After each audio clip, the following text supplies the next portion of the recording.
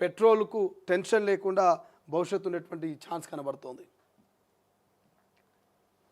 కేటీఆర్ హరీష్కు నోటీసులు అంటూ phone tapping కేసులో త్వరలో జారీ సిద్ధమవుతున్న సిట్ అంటూ వార్త కనిపిస్తుంది.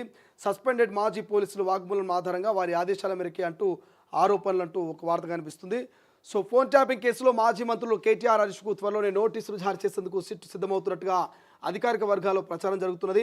ఇప్పటి వరకు సిట్ ఎదుట విచారణకు హాజరైన సస్పెండెడ్ మాజీ పోలీసుల అధికారులు ఇచ్చిన వాగ్మూలం ఆధారంగా వీరిని విచారించే అవకాశం ఉన్నట్టుగా తెలుస్తుంది.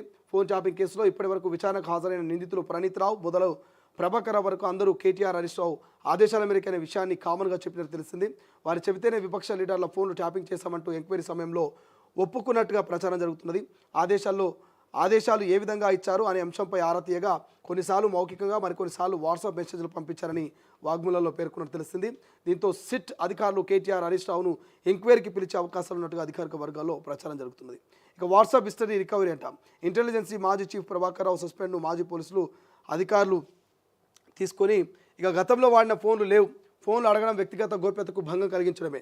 ఏసీబీ నోటీసులకు కేటీఆర్ రిప్లై, సుప్రీం తీర్పు ప్రస్తావన, కేసీఆర్పై పంజాగుట్ట పిఎస్లో ఫిర్యాదు. ఇక హార్డ్ డిస్క్లు ఎవరు ధ్వంసం చేయమన్నారు, ఎస్ఐబి మాజీ చీఫ్కు ఎలా సహకరించారు, ప్రణీత్ రావుపై సిట్ ప్రశ్నల వర్షం. ఇక కీలక ఆధారాల ఆఫీసర్లకు అందజేత సాక్షిగా వాగ్మూలాలు ఇచ్చిన టీపీసీసీ అధికార ప్రతినిధి జైపాల్ రెడ్డి అంటూ వార్త కనిపిస్తుంది. ఇక్కడ ఇక క్లియర్గా అర్థమైపోయింది, కుల్లా ఉన్నట్లు మాట్లాడుకోవాలి. బావా బామర్దులు ఇద్దరు కూడా ఇక ఫోన్ ట్యాపింగ్ కేసులో ఇరికినట్టుగా తెలుస్తుంది. బావా బామర్దులు అంటే కేటీఆర్ హరీష్ రావు ఫోన్ ట్యాపింగ్ కేసులో ఇరికినట్టుగా అర్థమవుతుంది. రేపో మాపో బావో బామర్దు అరెస్ట్ అయిన ఆశ్చర్యపోవాల్సినప్పుడు అవసరం లేదు. ఎందుకంటే ఇక్కడ నేను చెప్తున్న ముచ్చట కాదు, అధికార వర్గాల నుంచి వస్తున్నటువంటి సమాచారము, జరుగుతున్నటువంటి ప్రచారము. అక్కడ ఫోన్ ట్యాపింగ్లో కీలకంగా పనిచేసిన ప్రభాకర్ రావు, ప్రణీత్ రావు లాంటి అధికారులందరూ కూడా విచారణలో చెప్పినటువంటి అంశాలు ఇవేనట.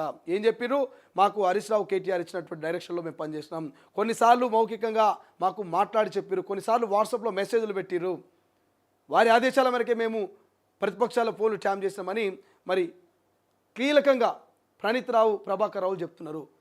సో మరి ఇక ఇంతకంటే ఆధారాలు ఇంకేం కావాలి? సరే ఫోన్లు ఇవ్వండి, మీ ల్యాప్టాప్లు ఇవ్వండి అంటే వ్యక్తిగత గోప్యత అవి ఇవ్వద్దని చెప్పేసి చెప్తా ఉన్నారు. కానీ ఎక్కడో చోటైతే తప్పు చేసినప్పుడు దొరకక మానరు కదా. మనం ఎన్నో కేసులు చూస్తున్నాం, ఎన్నో సినిమాలు చూస్తున్నాం. దొంగతనం చేసినప్పుడు ఎక్కడొక చోట చిన్న క్లూ ఇచ్చిపోతాడు, చిన్న ఆధారమైన దొరుకుతుంది, దొంగతనానికి సంబంధించో మాటకు సంబంధించో ఇంకోటో. సో ఇక్కడ కూడా నిజంగానే మరి ఫోన్ ట్యాపింగ్లు కనుక చేస్తే ఎక్కడో చోట ఖచ్చితంగా హరీష్ రావు కేటీఆర్ తప్పు చేస్తే సమాచారము సిట్కు దొరుకుతుంది. సో ఇప్పుడు ఏం చేయాలో అర్థం కాక ఆందోళనలో ఉన్నారట బీఆర్ఎస్ కార్యకర్తలు, నాయకులు. ఫోన్ ట్యాపింగ్ ఉచ్చు ఎవరి మెడకు బీచుకోబోతున్నది, హరీష్ రావు మెడక, కేటీఆర్ మెడక, లేక ఇద్దరిక? ఎందుకు అధికారులు మమ్మల్ని ఇరికిచ్చారు, ప్రభాకర్ రావు, ప్రణీత్ రావు మమ్మల్ని ఎందుకు ఇరికిచ్చారు, అడ్డంగా బుక్ అయిపోయినాం కదా అని బావా బామర్దులు టెన్షన్లో ఉన్నారట.